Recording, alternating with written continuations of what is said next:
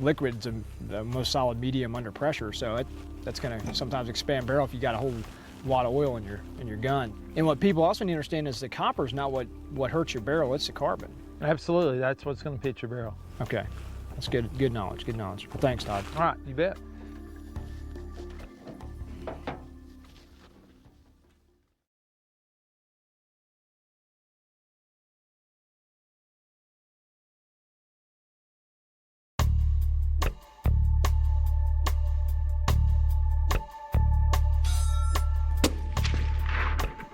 You know, a lot of times I get, well, that's unethical to take a shot on a deer, you know, past 500. Well, if you believe that, you probably don't need to do it. You know, it probably is unethical for you to do it. But, you know, my son shot his first group when he was 14 at a mile on paper, just like this, and shot a 15-inch group at a mile. He understands the fundamentals of shooting. You know, he had somebody call and win for him. Last year, we went out, shot a deer, a mule deer, at 1,020 meters. He hit it twice. He hit it once, it lunged forward, turned around, he racked the bolt, dumped it again. All right, hit it 2 times at 1,020. He's very capable. The weapon system was capable, shooting good ammo, good wind calls. We knew we could make the shot. I'd never take a shot at an animal, you know, just in hopes to hit it. You know, we're not gonna do that, you know. But if it is something I feel very confident of and I can prove it on steel day after day, and you have to take the time. You have to take the time to go out and actually lay down, spend time. It's just like we talked about. You know, you pay your dues. You know, you don't get to where you're at in life to where you can take a shot at long range or run speed drills, you know, like y'all do in your normal line of work. Doing what y'all do, you just didn't wake up one morning and say, hey, I think I'll run a carbine class. You know, you spent hours and hours and hours. When I was running pistol stuff, when I was shooting competition with pistols back when I was doing cowboy action, the first year I'd shoot 3 hours a night dry firing, all right? It's not that you wake up one morning and all of a sudden you're good enough to win. You've spent hours and hours of that prep time. You've paid your dues to get there. After 13 months of doing that, you know, finally it paid off, all right? So it's like everything in life. I don't care if you're jumping, skydiving, if you're playing golf, playing pool, doesn't matter, you're gonna pay your dues. Some people are naturally inclined, but they're still paying their dues. You know, they didn't just wake up one morning. So it's the same thing. If you want to take long range shots, you got to get out there, you got to understand the fundamentals, you got to pay your dues. You know, buy books like Brian Litz's Applied Ballistics book, very good book. You know, sit down and read that, get better understanding. Like this DVD, all we're trying to do is educate the public, give them a no-nonsense, common sense approach to it, to where people can actually kind of run in and gather that knowledge, you know, and feel confident on their own that they can do it. That goes back to that word that you said earlier that we use on a daily basis, of consistency. You've got to come out here and be consistent at this, and I think that's what we're all trying to do here is raise that bar, because the shooting community is, I believe, from looking at the precision community, so many controversies out there. It's like that in every community, really, but there's a standard that people are scared to step above. Like you said with hunters, it's unethical to go out past 300 yards to shoot an animal. Well, no, it's not. It's not at all when you understand this. Yeah. And that's all it is. So we're trying to raise that bar up because everything excels. I mean, we didn't put rockets in space 200 years ago, but we do now because we excel. And that's what we're doing here. Well, and the big deal is, like we always talk about, we're trying to get out of our comfort zones. Comfort zones are a bad deal. Most people in life excel to a certain point, and then they get comfortable and they shut down the brakes. They feel, you know, hey, I don't have to do any better. My wife is happy, my boss is happy. I don't want to fail. To me, the only time that you fail is when you don't try. When you don't try to excel, you're failing. I don't care if you're doing pretty good here. Why not reach out? You know, why not reach out and see what you can do? You know, it's like y'all jumped up. You're excelling in what you're doing right now, just like Mike. He's excelling in what he's doing. Same thing with anybody that's reaching that top level. You know, you have to push your boundaries every day. You can't wake up in the morning and go, you know, we've got a pretty good school. Let's just teach this for the next 2 years. That school is what dies off. You know, in about a year, nobody's booking that school anymore. Every morning you wake up and you go, man, what can I do different? How can I make it easier for the guys? That's why we come up with all the different wind formulas and high angle formulas and all the different military formulas that I teach the guys. I'm trying to make it easier for them, but I'm trying to always change my school every week. It's something different. Next time when they come back, maybe 3 months later, maybe a year later, all right, when they come in, they're going like, wow, man, another formula? And you're rubbing their heads, you know. But really, we're just trying to excel and make it better and make it easier for them. But we've got to do that. Everybody in their own life has to do that. So you have to always be willing to step outside your box, reach out and do something that makes you excel, makes you maybe fail, but you're not failing. You're just figuring out what you can't do so that you can figure out a plan how to attack it and actually beat it. Well, failure is good. That's what our biggest Absolutely. thing is that if you don't know how to fail, you don't know how to succeed, and that's why we have a ladder of excellence theory. Every rung on our ladder is a failure point, and if you're afraid to grab that failure point, then you're not going to climb anywhere. Now, that's what experience is. You know, experience is, hey, I learned something because I failed somewhere. I didn't succeed. You know, that's what I tell my kids. It's when you don't succeed, that's not failure. You know, failure is when you didn't try.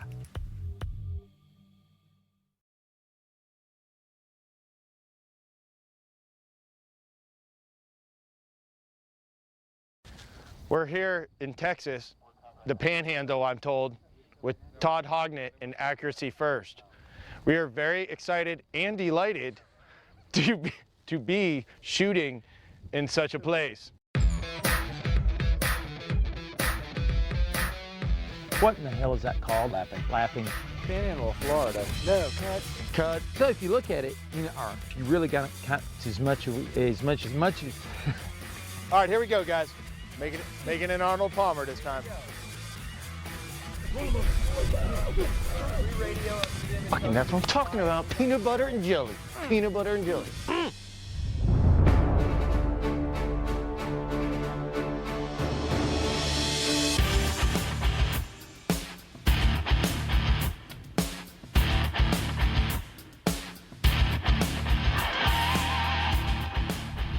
This is Mike's first time firing a 50, but he's not as scared as Costa.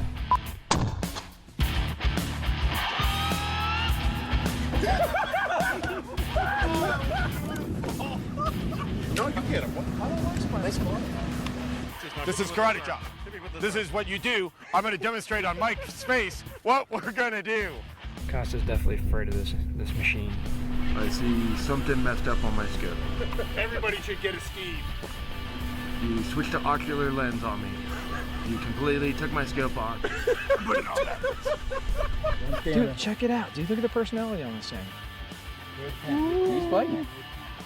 Run, run. Because he's sticking to something out there. Like, All right, here we go. New take. Big one.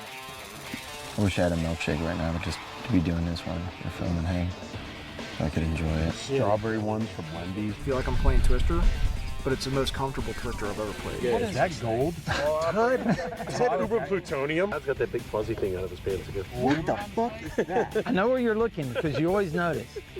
And why is your pick rail on the side? You built a rifle for us? Listen to me, Todd. Listen. Listen, this is very serious. I'm going to do something with my hands. I'm thinking. 1 second. 1 second. Oh, why am I talking like this? Like I'm in a Chinese arigato movie. I will attempt to hit Mike with my fist. Stop laughing, Todd. Okay, I just hit myself in the nuts. I look fat. Well, it's hard to say because I haven't seen you actually on the TV yet.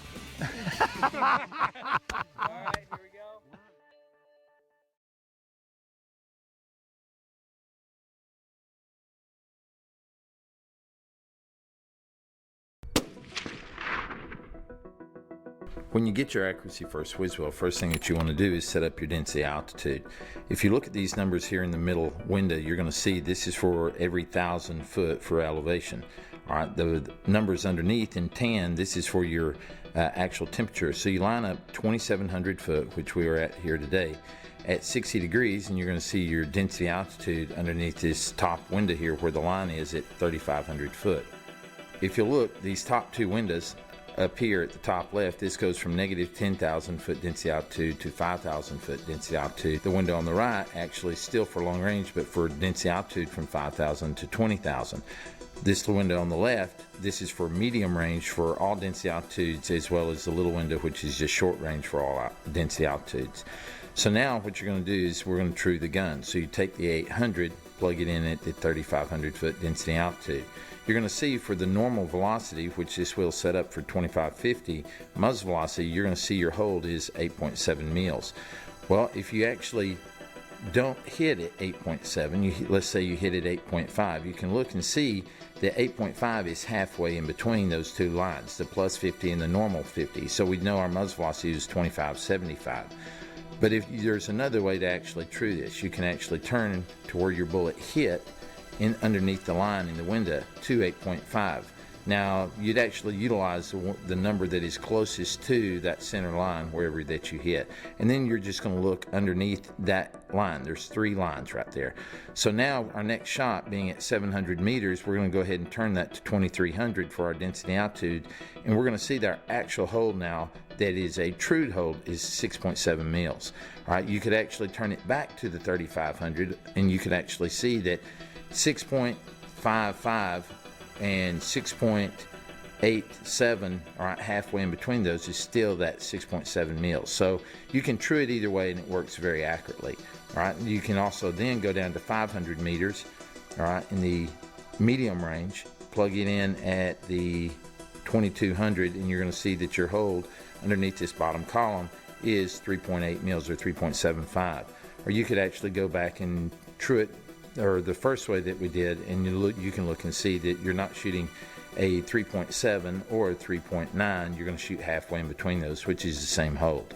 All right, so you can true it either way, but that's the main focus, is any ballistic solver has to be trued for it to give you an actual hold. They're all predictive algorithms until you actually true it and find the actual algorithm that the bullet's flying on.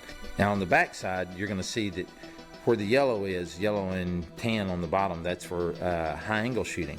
All right, now if we take a flat hold of 7 mils and look underneath it down to where the 30 degrees is on the left, you're going to see that your hold would be 5.8. Now that's a corrected hold for high angle, and it's that simple. These are actual real holes, mathematical holes that are corrected for high angle shots, and you can see that on the left it goes from 5 degrees to 60 degrees, and your mil holes from 1 all the way to 20. So it's very quick and very easy to utilize. Now density altitude also affects wind as much as it affects elevation. So we were at 700 meters at 3,500 foot density altitude. So when we align those two numbers at the top left, we now see that in a full value wind, we would actually hold 1.9 mils. All right, but if your actual clock position of the wind was 2 o'clock, 4 o'clock, 8 o'clock, or 10 o'clock, you can see here we would actually be holding about a 1.7, 1.6 hold for wind. Now this is already corrected for your cosine of your wind. All right, for winds coming from 1 o'clock, 5 o'clock, 7 o'clock, or 11 o'clock, you can see that your wind hold would be about 0.9 mils. Again, this is a corrected cosine for the wind value that you have coming in from 1 o'clock. It's already done the cosine for you, and now it gives you a corrected hold. And this is all density altitude corrected. All right, underneath here you can see this is movers from 2, 4, 6, 8, 10 miles an hour. So all these holes here are very quick meal holes for leads for moving targets. As you can see, it only takes just a couple of minutes to learn how to accurately use the whiz wheel. Now, when you're actually playing with the whiz wheel, you're going to find that the actual trued algorithm gives you just as accurate holes as any ballistic solver can actually give you. So this is a very simple system to use. It's very quick to learn. It doesn't require batteries, and it's really fast and accurate.